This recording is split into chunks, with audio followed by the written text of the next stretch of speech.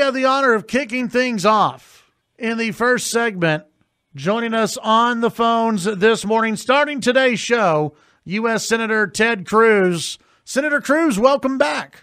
Chad, good morning. Good to be with you. Glad to have you on the show today. Obviously, there's a lot to talk about, and I want to start off with just real quickly get into the issue of tax cuts. But you've been disappointed, I know, in the, shall I say, successes maybe of major legislation like the failure to repeal and replace Obamacare. Now we have tax cuts that are on the table. We hear that 401ks may be on the table in these negotiations.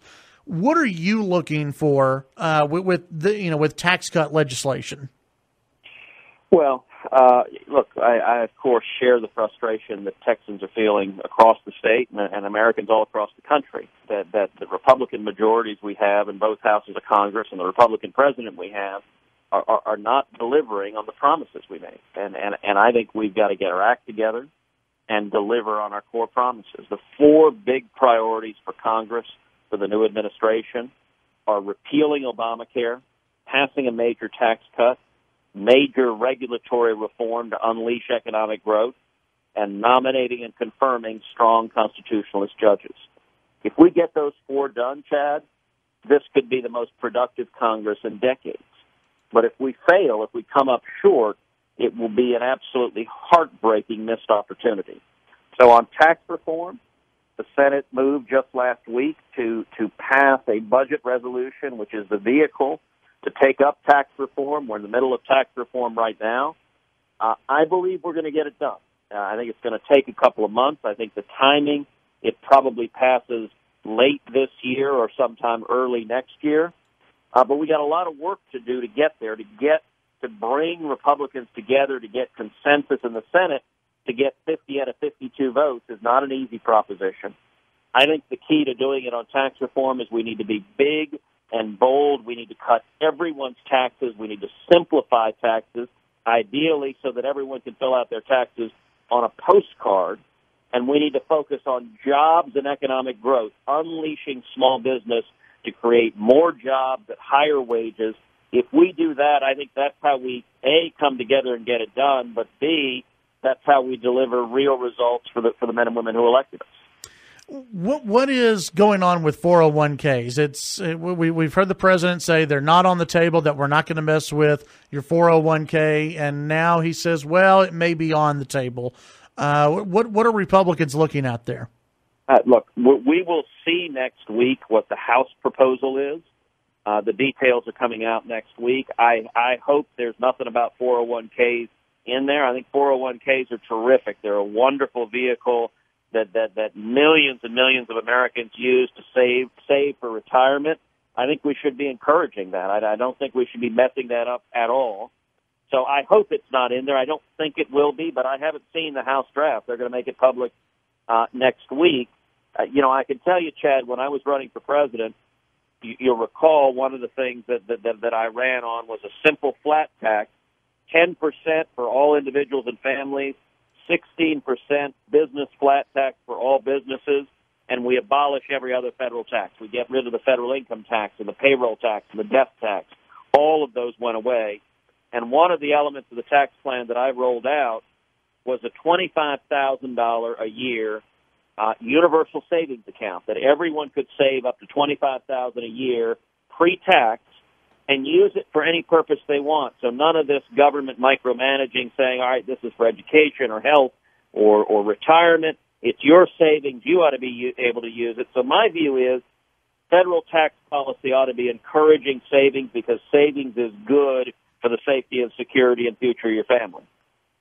Visiting with U.S. Senator Ted Cruz. I want to talk, a couple of your colleagues have been making headlines the last couple of weeks for a pretty public feud with the president.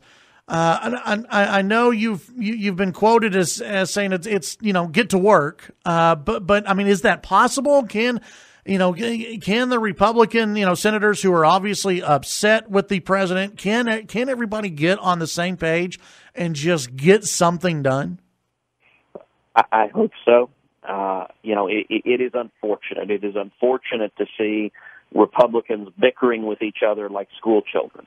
And I'll tell you, you walk down the halls of the Capitol, and reporters descend on you like locusts.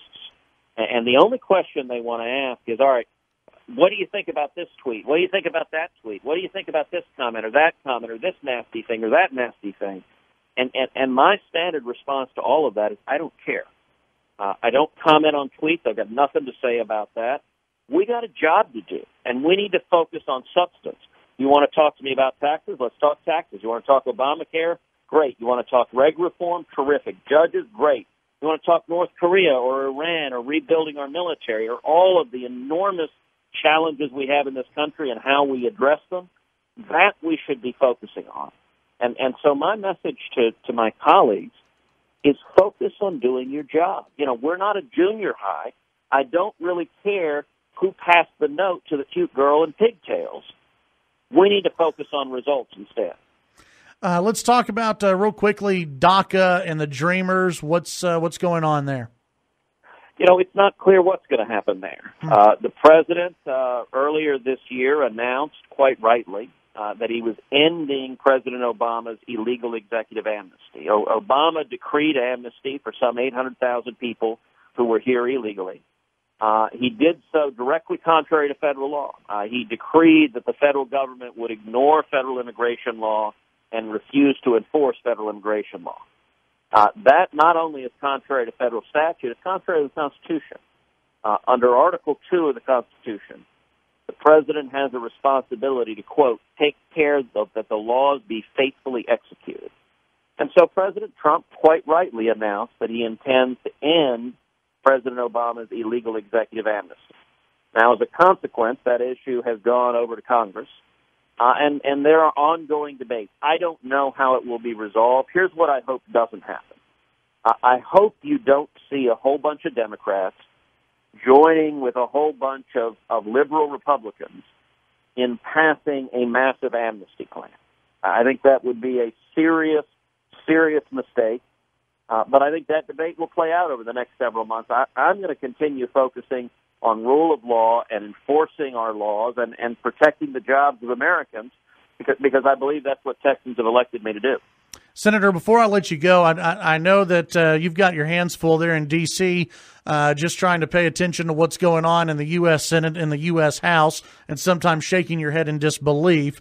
But I also know that you care about Texas politics, and that you look at what's going on here in the state. As you know, yesterday, the Texas House Speaker, Joe Straus, announced he's not going to seek reelection, and there were many who blamed, including the governor and the lieutenant governor, who blamed the speaker for standing in the way of real conservative legislation like the bathroom bill in the last legislative session. Yeah. Any thoughts on Speaker Straus saying that he's done? Well, I certainly saw that announcement, and I wish Joe the best going forward. I thank him for his service. I think it was unfortunate that we did not have a House in Texas that was leading on strong conservative policies. We have a tremendously conservative Senate in Texas and in the Texas state legislature that's leading, and frankly, we need the House to be leading alongside them, and so. I wish Joe the best in his next chapter, but I also very much hope that the next speaker in the House is a strong conservative leader who will defend the principles and values of Texans because it's important. One issue that I generally stay out of the issues in Austin. We got enough fights in Washington that I don't need to be sticking my nose into the day-to-day legislative battles in our state legislature.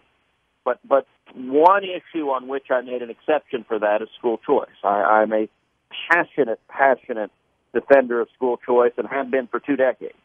And I think school choice is the civil rights issue of the 21st century. I think Texas is lagging behind the country. Some 30 states across the country have established school choice programs, and Texas lags the country in terms of giving children and parents the right to choose the best education for their kids. And so I hope the next speaker is a strong defender of school choice and a conservative who reflects the values of Texas.